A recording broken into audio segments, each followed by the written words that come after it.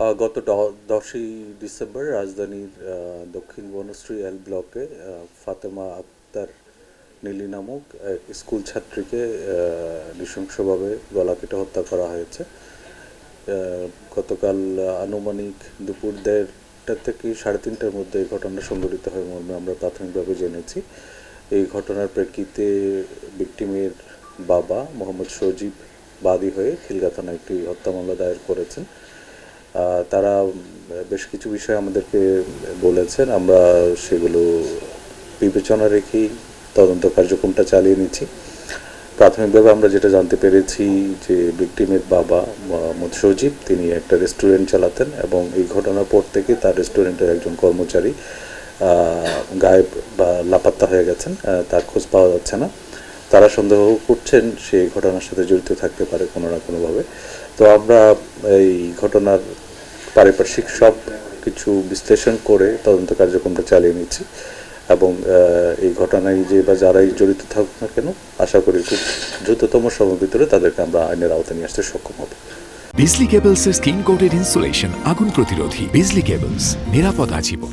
আরেকটা বিষয় জানাচ্ছি, স্বেচ্ছাসেবক দলের নেতা মোসাব্বির সে হত্যাকাণ্ডের তদন্ত আপনারা চাইছেন। এতদিন লাগলো এখন পর্যন্ত তদন্তে কোনো কনক্রিট কিছু পাওয়া যাচ্ছে না। আপনার তদন্ত কোন পর্যায়ে আছে? মোহাম্মদ মুজিবুর রহমান মোসাব্বির নামক যে ব্যক্তি কদিন আগে গুলিবিদ্ধ হয়ে মারা গেছেন, সেই ঘটনার প্রেক্ষিতে তেজগাঁ থানায় একটা মামলা দায়ের করা হয়েছে, ইতিমধ্যে আপনারা জানেন। এই ঘটনাটা আমরা অত্যন্ত গুরুত্ব দিয়ে তদন্ত করছি এবং আমরা অপরাধীদেরকে শনাক্ত করে আইনের আওতায় নিয়ে আসার জন্য কাজ করছি। আশা করি যে ঘটনায় কোনো অগ্রগতি হয়ে থাকে সেটা আমরা যথাসময়ে আপনাদেরকে অবহিত করতে সক্ষম হব।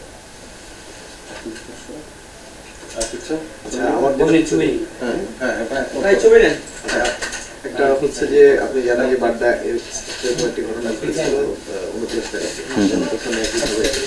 দুটোর মধ্যে কোনো রিলেট দেখতে পাচ্ছেন কিনা, বা বর্তমানে যে মুসাব্বির এবং হাদি হত্যা থেকে শুরু করে এই যে চাঞ্চল্যকর দুইটা হত্যা, আসলে বর্তমান আইন শৃঙ্খলা পরিস্থিতিকে আগের চেয়ে অবনতি হচ্ছে কিনা?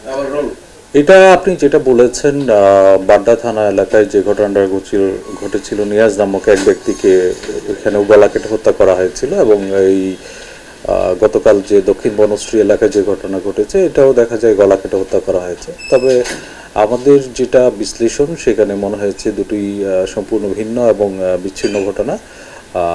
আমরা চেষ্টা করছি যারা অপরাধী তাদেরকে আইনের আওতায় নিয়ে আসার জন্য। আশা করি এই অল্প সময়ের মধ্যেই আমরা এগুলার প্রকৃত রহস্য উদ্ঘাটন করতে পারবো এবং অপরাধীদেরকে আইনের আওতায় নিয়ে আসতে পারবো।